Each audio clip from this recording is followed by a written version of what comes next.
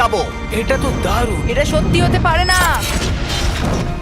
আর আমি আপনাদের দেখাবো এটা এবং $100,000 প্রেসিডেন্সিয়াল ভ্যাকেশন। এইদিকে আসুন স্যার। একটা $50,000 ভ্যাকেশন যেখানে পুরো আইফেল টাওয়ার আমাদের হবে। আমি এটা ধরে আছি আমার প্রাণ বাঁচাতে। আর তার আগে দেখাবো আমাদের $1 ভ্যাকেশন। এদিকে এসো বয়স, এই শ্যাকটা হলো আমাদের ভ্যাকেশন। বাইরে থেকে সব দেখা যাচ্ছে। এখানে তো কোনো দেওয়াল নেই জিমি। ওয়েল, তার মানে ওয়াল আছে তো? এটা তো খুবই অদ্ভুত। আমি জানি তোমরা বিশ্বাস করবে না, এটা $1। একটু দেখো এদিকে। ও এটা 93 সেন্ট, তুমি মিথ্যে বলেছো। আমি রাউন্ড আপ করে $1 করেছি। তো $1 আমরা এই বেডটা পেয়েছি, যেটা শুধু একটা ম্যাট্রেস উড প্ল্যাঙ্কের উপরে বসানো আছে, একটা ভাঙা ক্যাবিনেট, একটা লাইট যেটা মাঝে মাঝে জ্বলে, ও ওই দিকে দেখো। আর আমাদের সিলিং থেকে একটা কিরকম যেন আওয়াজ আসছিল। ঘর থেকে কিছু আওয়াজ শোনা যাচ্ছিল, কারণ ছাদের উপরে একটা র‍্যাকুন আছে। আমি জানি অনেকে রাগ করবে যদি তাদের হোটেলের ছাদের উপরে একটা র‍্যাকুন থাকে, কিন্তু জানি না কেন আমরা খুব খুশি। চেক আউট টাইমটা কখন? আগামীকাল। মনে রাখবে এই ভিডিওতে আমরা পরে $100,000 ভ্যাকেশনে যাব, একটা $250,000 ভ্যাকেশনে। আমরা কি ডাইরেক্ট জাম্প কাট করতে পারি না? না, আমরা যদি কষ্ট পাই তাহলে ওরা আমাদের খুশি আর কষ্টের মধ্যে পার্থক্যটা বুঝতে আমরা পারবে। কষ্ট পেলে ওরা খুশি হয়। আমরা কি একটা বেডে 4 জন ধরে যাব? যদি 4টে বেড চাই তাহলে $4 দিতে হবে। প্রথমেই বালিগুলো ফেলতে হবে। দাঁড়াও। রাকুনটা এক্ষুনি এখান দিয়ে দৌড়ে গেল। আমি এমন ভাবে চিৎকার করলাম যেন আমি একটা ছোট মেয়ে।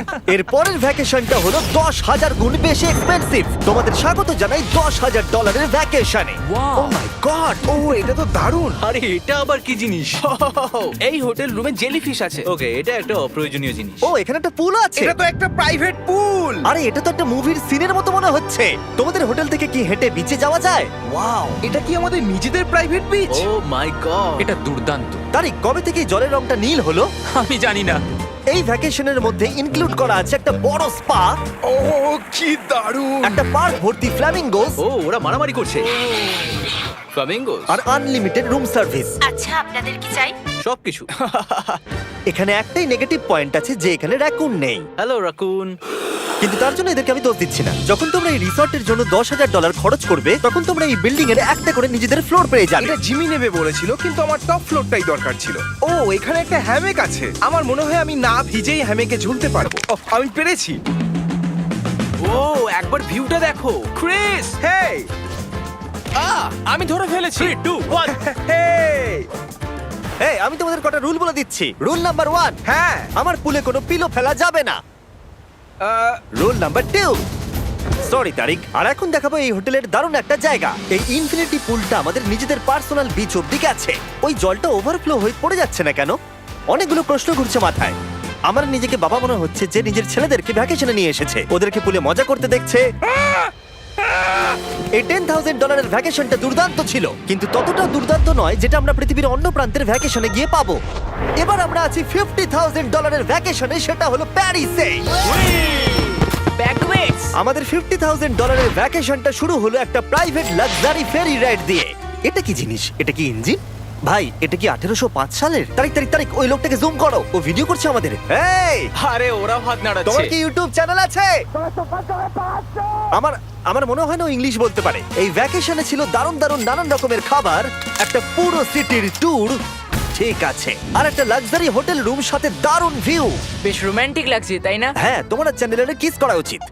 আর লাস্টে ছিল একটা খুবই এক্সপেন্সিভ সারপ্রাইজ। তোমরা সবাই হয়তো অনেকক্ষণ ধরে ভাবছো এটা $50,000 ভ্যাকেশন, আর আমরা এখনো অব্দি 50,000 খরচাই করিনি। হ্যাঁ, কিন্তু কোথায় খরচা করবে?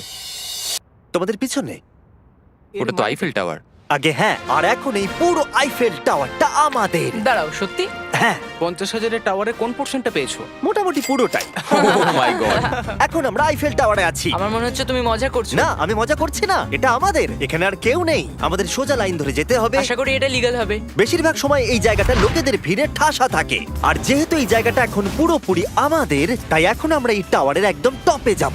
আমি কথা বলছি একদম টপের। বয়েজ, অনেক মজা হয়েছে, এবার সামনের দিকে কোনো যাক। কিছুটা যাওয়ার পর আমরা থামলাম ফার্স্ট ফ্লোরে, যেটা 187 ফিট ওপরে, যেখানে আমাদের জন্য অপেক্ষা করছিল ওয়ার্ল্ড ক্লাস রেস্টুরেন্ট। এই পুরো আইফেল টাওয়ারটা ভাড়া নেওয়া সত্ত্বেও ওরা আমাদের রেস্টুরেন্টের একটা কোণেই বসতে দেবে।